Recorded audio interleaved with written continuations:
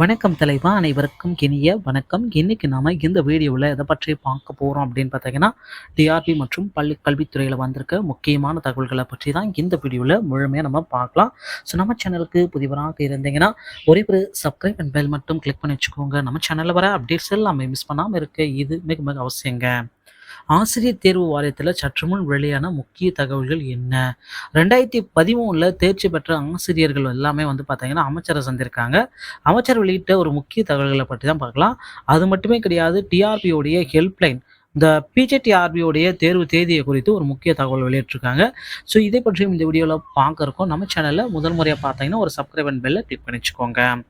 So 2013 தேர்ச்சி பெற்ற ஆசிரியர் சங்கங்கள் மற்றும் அந்த ஆசிரியர்கள் டெட் தேர்வில் தேர்ச்சி பெற்றவர்களுக்கு ஒரு நியமன தேர்வு வேண்டாம் அப்படின்ட்டு கோரிக்கை வச்சு இவர்கள் எல்லாமே பார்த்தீங்கன்னா அமைச்சரை சந்திச்சிருக்காங்க.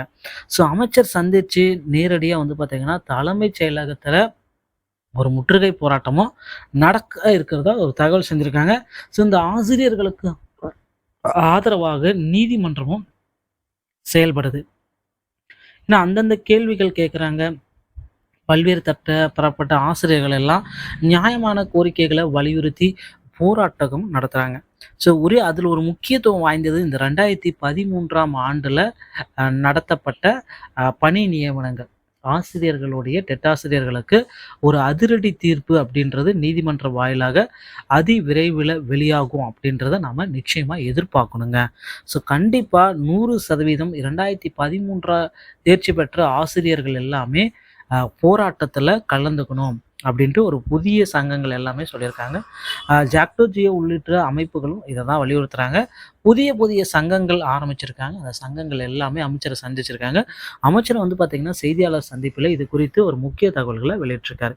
என்ன சார் அப்படி ஒரு தகவல் அமைச்சர் வெளியிட்டார் அப்படின்னு நீங்கள் செக் பண்ணலாம். அமைச்சர் வெளியிட்ட அந்த ஒரு முக்கியமான தகவல் இதுதாங்க. ஸோ 2013 50% நாங்கள் சீனியாரிட்டி பேஸ் பண்ணியும், மீதி 50% பார்த்தீங்கன்னா நியமன தேர்வை வச்சியும் நாங்கள் எடுத்துப்போம்.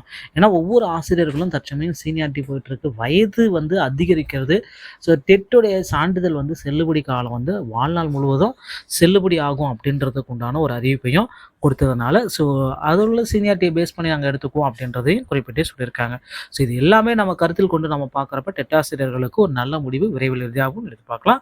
ஸோ அடுத்து பார்த்தீங்கன்னா அந்த பிஜிடிஆர்பியோடைய 2024க்கு உண்டான அறிவிப்பு. ஸோ 2023க்கு உண்டான அறிவிப்பே இன்னும் வரல. 2024க்கு நீங்கள் போயிட்டீங்க, என்ன தான் நடக்குதுன்னு புரியல. ஸோ விளக்கமாக சொல்லுங்கள் அப்படின்னு பார்த்தீங்கன்னா, ஸோ எந்த ஆண்டுக்கு உண்டான பிஜிடிஆர்பியோடைய அறிவிப்பு இன்னும் சில தினங்களில் கண்டிப்பாக நமக்கு வெளியிட போகிறாங்க. இந்த ஆண்டு பிஜிடிஆர்பியோடைய வேகன்சிஸ் பார்த்தீங்கன்னா 13,331 வேகன்சிஸ் இருக்க போகிறதா நிறைய தகவல் வந்திருக்கு. பொறுத்து நம்ம பார்க்கலாம்.